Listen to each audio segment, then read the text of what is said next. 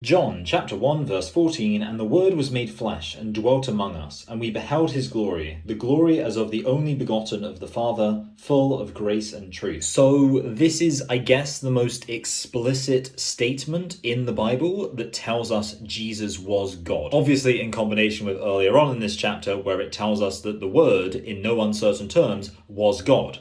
So, if the Word became flesh and dwelt among us, and the Word was God, spoiler alert, God in the flesh dwelling among us was Jesus. Now, I'm sure there's plenty of exegesis someone could do about just this verse, but I want to generalize the point a bit. See, for some people, the fact this is such an explicit assertion of Christ's divinity is the very reason we should be suspicious of it. What they'll point out is that John was written later than all the other Gospels. Therefore, they'll say that this idea of Christ having claimed to be divine developed over time. Now, the typical response to this is to point out that Christ is still unambiguously depicted as divine in Mark, which is our earliest gospel. But still people might say, well, Mark isn't as explicit as John. Mark doesn't have a passage like this in John where you can just clearly look at it and say, immediately, this is telling us that Jesus Christ was God in the flesh. So even if Mark does portray Jesus as divine, the fact that John is so much more strong in terms of how it makes that claim implies that the strength of that claim is diminishing as we go back to the time of Jesus, and maybe Jesus didn't claim to be divine at all. No matter what, we as Christians do have to explain why it is that John seems to portray such a more obviously divine Jesus